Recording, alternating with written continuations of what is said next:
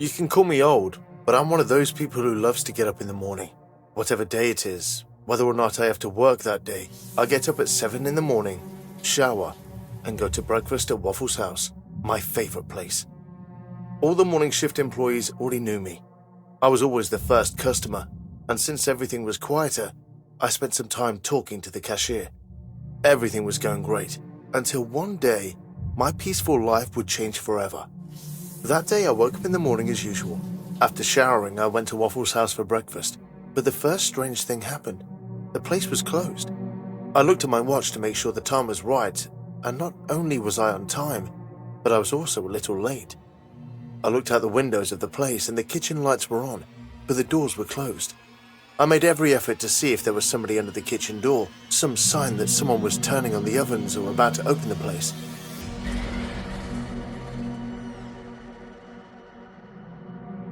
Do you need something, sir?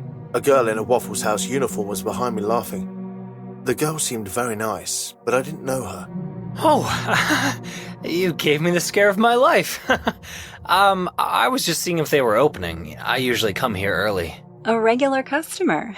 Nice to meet you. I'm Ashley. Nice to meet you. I'm new around here. I'm supposed to open, but it's taking me a little longer than I thought. I guess I'm not the quickest person to follow instructions.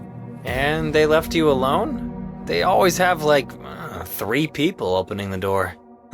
I gave a little laugh so the girl wouldn't think I was calling her out. Yep, that's what they told me. But apparently there was a massive firing, and the boss wants to start from scratch. They also hired a cook, but he's not very sociable, from what I can see. Aw, that sucks. Yeah, I'm grateful for getting the job, but I don't agree either. Well, I should keep on opening the place. Oh, yes, of course. Sorry to keep you. After giving me a little smile, the girl went to open the door. It was a Tuesday morning and not many people came today, so I was sure I was going to eat alone. As I entered, I greeted her with a gentle smile, placed my order, and sat patiently waiting for her. Time passed and passed, but my order did not arrive. Slow day in the kitchen, isn't it? It's okay. No, I'll go check on it right away. Thank you very much. I appreciate it. With that said, the girl went to the kitchen, and the silence that flooded the room turned into screams. If you're in such a hurry to get the food, why don't you make it yourself, you fucking bitch? Don't be aggressive with me. I have a customer outside. I just came to see what was taking you so long. And you think you could do better than me? I'm sorry. You don't have to treat me like that. I'll let the customer know. And you'll make me look bad? No, I didn't say that. I just... Stop it! Why would you do that? That was more than I could take. I got up with my chair and stormed off in the direction of the kitchen. I barged in, and to my surprise, the man was gone. Ashley was on the floor crying and clutching her face. I ran over and bent over to check her. Hey, are you okay? Where's the cook? Ashley kept crying, ignoring me. Okay, I'll be right back. I'm gonna go look for that piece of shit. I took a few steps into the kitchen and noticed something strange. I heard a thump a little further on, coming from a small closed room. What the fuck? Before I could react, I heard a man's voice behind me. Who did you call a piece of shit, asshole? I barely turned around. I couldn't even see the man's face as I received a very strong blow in the face that threw me almost a meter backward. The man had a lot of strength. He knocked me back as if it was nothing.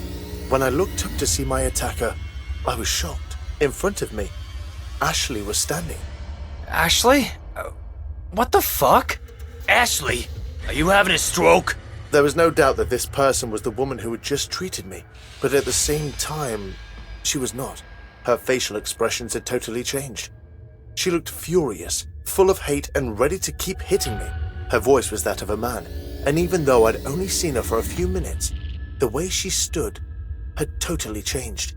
So, there is no cook? What did you just say?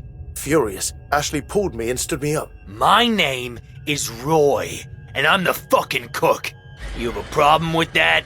She showed me a knife. No. You know what I think? I think you're saying that so I won't hurt you. But you don't really think I'm a good cook. Please don't hurt me. What the hell do you think you're doing? I told you I like this one. Are you stupid? Ashley went back to acting like a woman. Don't get involved in this. You want me to hit you again? I had no idea what was going on, but I knew this was my chance to escape. I tried to open the door I came through, but it was locked. Where do you think you're going, asshole? Did you forget that you turned your back on me when you were trying to find me? The door's locked now. As she said this, she walked slowly towards me with a knife in his hand, as if enjoying the moment. I ran desperately looking for the back door, but I didn't know the place and could get locked in. Desperate, I locked myself in the storage room. No! Don't go there!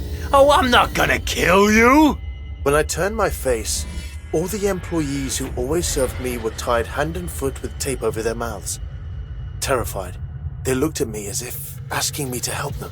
All right, asshole. You scared him off. Now that he saw that we should kill him, can't you do anything right? Hey, I'm sorry, okay? It's not easy being the one doing everything around here. You just act like a dumb bitch and a nice bitch. That was the plan, you fucking idiot. You're not the one doing the thinking here. It's me, got it? Ugh, you ruin everything. All right, smartass. How are we gonna get him out of here? I don't give a shit. Let's just set the place on fire. I don't want to be a cashier anymore, and you've proved you are terrible at cooking. I had to leave this place urgently. If I stayed one more second, they were going to set the whole place on fire, taking the employees with me. While this talk was going on, I took the opportunity, slammed the door and ran. Oh, I was just playing. You didn't have to go in there. I knew that sooner or later she was going to catch me. She was way faster than me. So when she was very close, I turned around and rammed her as hard as I could. The girl had fallen to the floor and was not moving. This was strange, as I did not see her hit her head and there was no blood. Confused, I thought about approaching her, but as I did, I saw Ashley tighten her grip on the knife in her hand. This was a trap. I kept running on my way to the back door. She quickly stopped and came after me again. But it was too late. I'd already gained too much distance. I closed the door almost a few centimeters before she caught up with me. And while she kicked the door in desperation, I kept locking it and yelling for someone to call the police. She was so desperate and furious that she'd stayed that way for minutes. She didn't try to escape. She didn't try to get out the front door. And she didn't take hostages. She just kept screaming and forcing the door open with screams that could be so violent that they would terrify the bravest person. When the police finally arrived, I no longer had the strength to continue blocking the door, and she almost opened it. But when she did, she was met with 2 police officers pointing in her direction. When I was at the police station giving my statement, I saw the TV on and they were talking about the police catching a woman named Emily, a mental patient who escaped from the psychiatric hospital during a power outage. The poor person had multiple personality disorder, and Ashley and Roy, her 2 most dangerous personalities, dreamed of working at Waffle House, their favorite eating place. After what happened that day, I still go to the place for breakfast, only now I prefer not to talk to the employees so much. You never know if one of them might be a serial killer hiding. Hey guys, thanks so much for all the support. If you haven't subscribed to the channel yet, please feel free to do so. I moved to Nashville after finishing high school. My grandparents stayed there, so I decided to finish my nursing training there. I took a job at the local Waffle House. The place was 10 minutes away from my house. My grandpa lent me his scooter to drive to work. I liked working there. The smiling faces of happy customers made my day. My grandparents also came there on Fridays. This way, I could spend some time with them amidst the work. Everything was going well until one night. I was about to drive away on my scooter after getting off from work when I saw a worn-out truck parked on the other side of the road. I could tell someone was sitting in the driver's seat, but due to the light and shadowy atmosphere, I couldn't see the person. Whoever was in that truck was watching me. I was staring at the truck suspiciously when the driver's side door opened and a man wearing a pink woman's housecoat came out. He stood under the streetlight and I saw his face. His eyes were wide and his face a pale look. He had brown hair. After staring at me for a few seconds, he scanned the Waffle House and then went back to his truck. Being confused and creeped out a little, I stood there silently. The man drove away mysteriously, leaving me in doubt and suspicion. That night, after coming home, I called the manager and explained this situation to him, but he didn't seem to bother and told me that I was overthinking. The man probably came to eat and after finding the place closed, decided to leave. But why on earth was he wearing a pink woman's housecoat? No matter how hard I tried, I couldn't shake off the fact that there was definitely something wrong with this dude.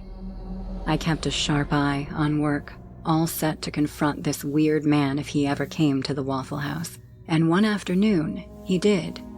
My coworker Julie and I were cleaning the tables. There was no other customer at that moment when the door buzzed open, and I got goosebumps. It was the same man. This time, he was wearing blue, tattered jeans and a white t-shirt. There were stains on his t-shirt, and a reeking odor came from him.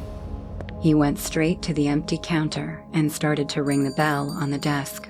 He saw me and Julie cleaning the table, but he kept on ringing the bell while smiling like a creep. I rushed behind the counter and said in a loud voice, "Is there anything you need?" This is fun.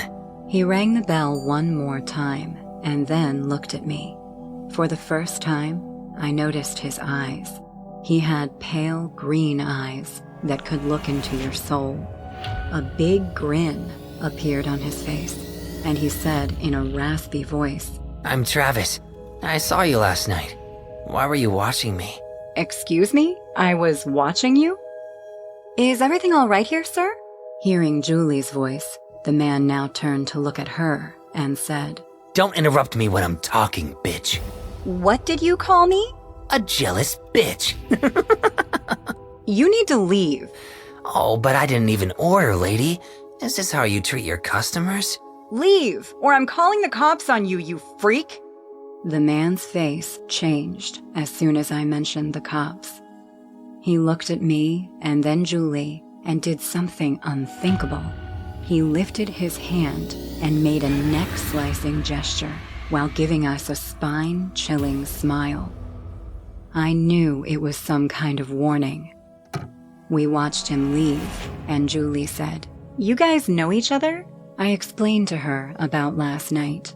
We both called the manager. But this time, too, he was reluctant to take any steps as the guy physically didn't do anything alarming. Who knew that he would one day? The date was April 22nd, 2018. I will never forget it for the rest of my life. I was leaving for work when my grandpa said they would come to the Waffle House. The day was busy, and I barely got time to think about anything other than work. Around 5 in the evening, the restaurant was in full swing. Pushing the glass door, my grandparents entered the restaurant, and I felt a little relieved. At least now I could chat with them while working.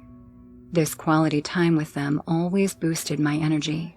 So there I was, working and laughing with all the happy faces. Everyone was having a great time, and that's when we heard a loud, screeching sound. Before I could contemplate what exactly happened outside, Travis bolted into the restaurant. He was wearing a green jacket, white socks, and no bottoms except underwear. His hair was all messed up, and he looked sick. I could see the hatred in his eyes, and just then, a woman began to scream, "He's got a gun!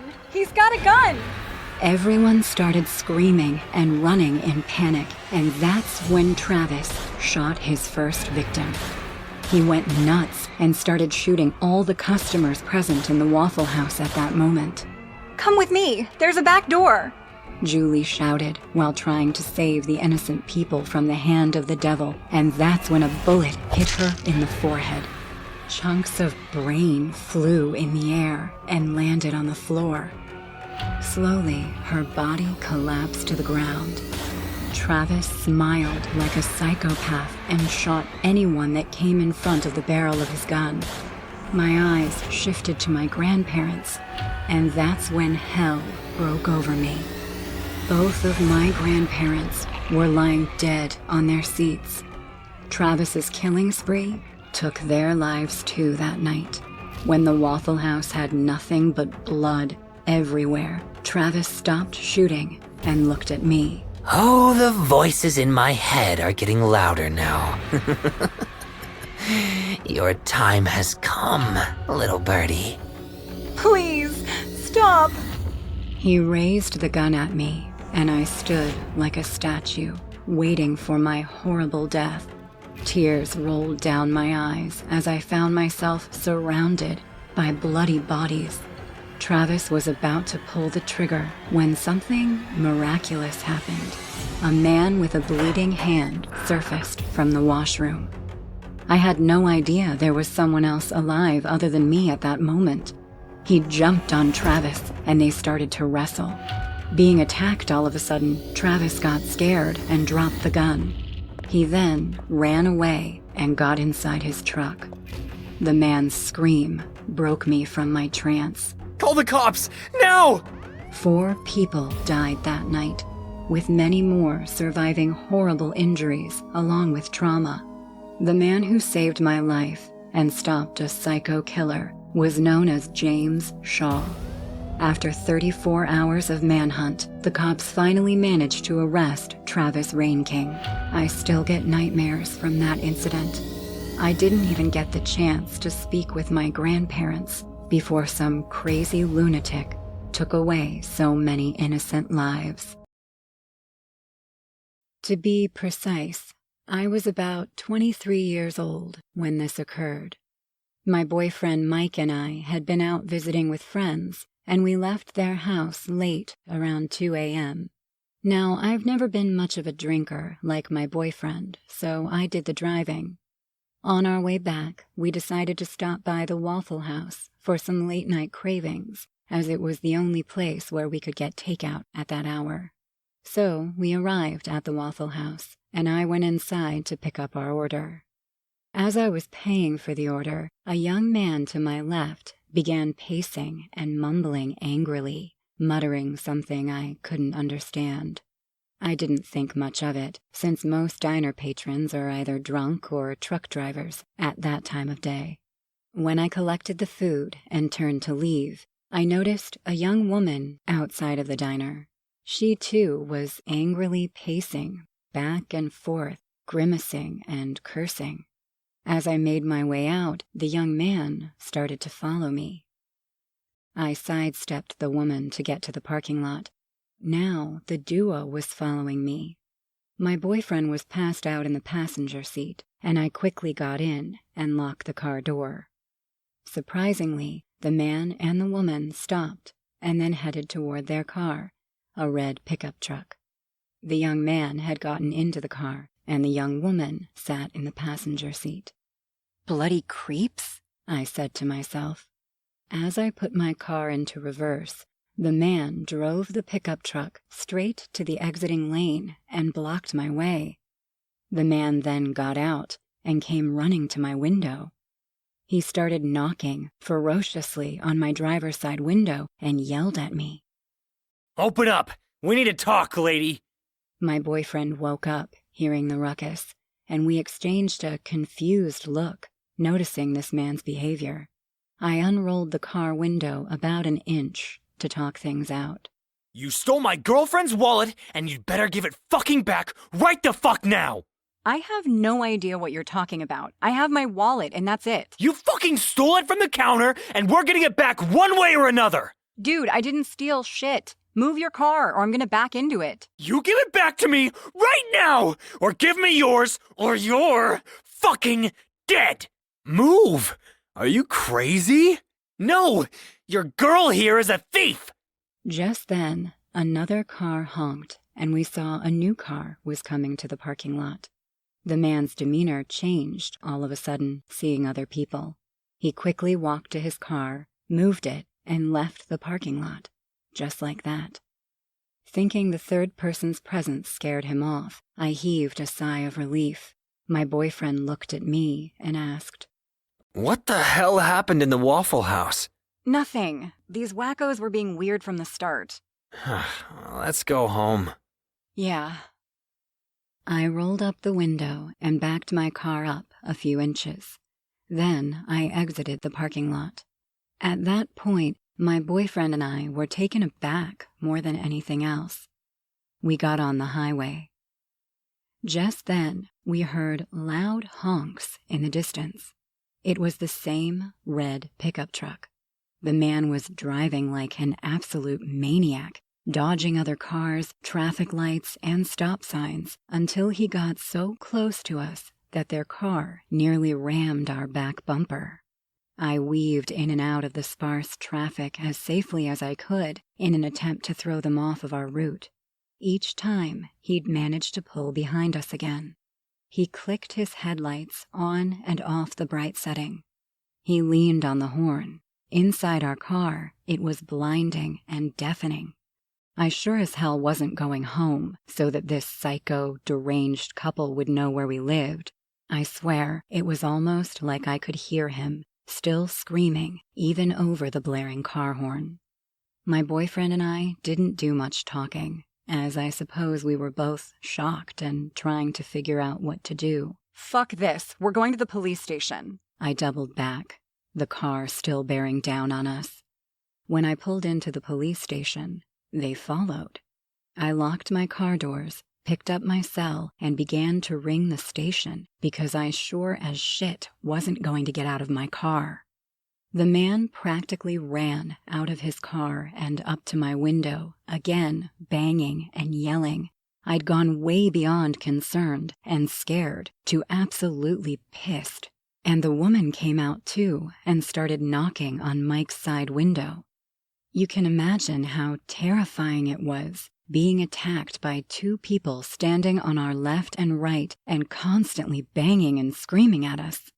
We want our goddamn money! Leave me the fuck alone! I'll let the fucking cops search me for your girlfriend's fucking wallet! Just then, they both went silent, stopped the banging and cursing, and kept staring at us with their creepy big eyes. The man's right eye twitched in a very scary way. Realizing I finally have the chance to set them straight, I said, I'm on the phone with the cops right now. If you don't have it, I guess you don't have it. Yeah, maybe I left it in the back seat. He then sprinted back to his car with his sour-faced girlfriend and sped out of there. I stayed in the police station's parking lot for a while, talking to the cops on duty. When we finally left at about 3:30 a.m., I still made several loops through town before eventually heading home, arriving after 4 a.m. Legally, nothing came of the incident, but a few months after it, we were having dinner at home and watching TV. Mike suddenly changed it to the news channel, and there they were, that unhinged, crazy couple. The reporter was saying, Last night, the patrolling cops of Highway 13 chased a suspicious red pickup truck when they saw blood dripping from its back. The man driving that truck has been identified as Jeremy Higgins. His girlfriend Susie McGarry was also in that truck. The cops pulled them over, and as they checked the truck, they found a teenage boy, unconscious, bleeding from his head. The teenage boy, Ashton Laurel, was walking home after a study session from his friend's house. He later said that the duo offered him a lift, and then started to physically harass this boy. He put up a fight, and out of panic, the girlfriend Susie hit him on the head with a spanner. Thinking he was dead from the blow, they hid his body in the back of the pickup truck. If not for the cops following them, they would have surely dumped the injured boy somewhere in the woods. Luckily, Ashton made it out alive once he was rushed to the hospital. His parents are in tears after having their kid back home. The cops were highly appreciated by Mayor Jefferson for their sincerity and sense of duty. As for Jeremy Higgins and Susie McGarry, prison bars await. Mike and I were out of words. We were happy that finally these two psychos were going to stay behind bars, but also the thought of being able to save ourselves that night gave me chills.